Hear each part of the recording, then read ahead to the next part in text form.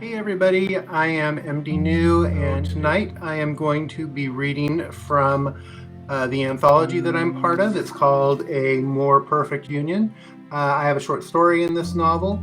It is a voting themed anthology with all of the proceeds going to support Fair Fight.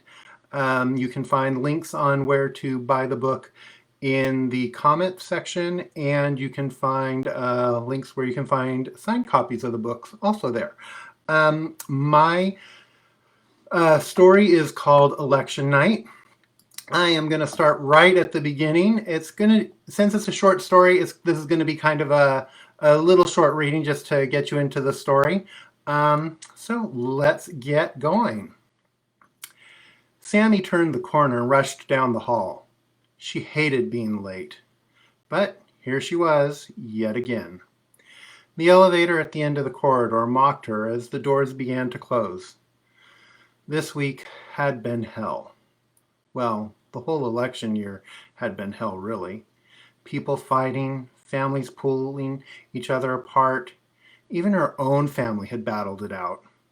And now she wasn't talking to her brother Tom. Oh, he's such an ass, she frowned. How could he support that idiot? How could anyone? Especially when there's a better option, a saner option. What the hell's wrong with people? After the fallout between Sammy and Tom, she realized she needed to get involved. She understood if there were more people out there like her brother, then there were a lot of minds that needed changing. Will it even be enough? Will it make a difference? No, we have to get out the vote. People need to have their voices heard. The elevator door continued to close the nearer she got. Fuck, she muttered under her breath. Hold the elevator, please, she called out, hoping someone heard her. She hadn't noticed, in her haste, if anyone occupied the elevator or not, but she remained hopeful, much like her thoughts on the election. Hopeful. Always, always hopeful.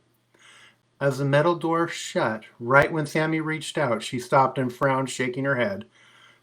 Damn it!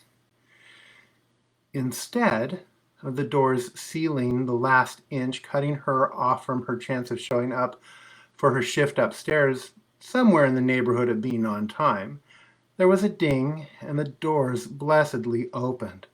Oh, thank Christ! A smile pulled at Sammy's lips. She was still going to be late, but at least this was one less hurdle to hold her up. I don't know about that, but you're welcome, a soft voice said as the door fully revealed a woman in her mid-30s, with blondish brown hair falling gently over her shoulders. The black A-line skirt and blue blouse showed off her curves and soft form. Her top opened just enough to show off her perfect neck and alabaster skin. The skirt provided an amazing view of this woman's legs. Sammy loved long legs, especially when they ended in a pair of stylish heels. The warm scent of lilac and jasmine tickled Sammy's nose as she focused in on the woman's deep green eyes. Not fully Sammy's type, but the pretty stranger wasn't far off either. There was something about a professionally dressed woman that made Sammy's heart quicken.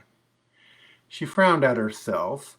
If she hadn't had a long night of phone calls, she might have felt self-conscious of her well-worn jeans and sweatshirt. When Sammy wanted to impress someone, she could. But right now, she was there to support her candidate and make damn sure they won this election. She wasn't here to find a date, even though there were quite a few smart and passionate women who did catch her eye. So like I said, it's going to be short and sweet tonight, but that is the introduction and the first bit from Election Night, my short story that is in the anthology A More Perfect Union. Hope you guys check it out.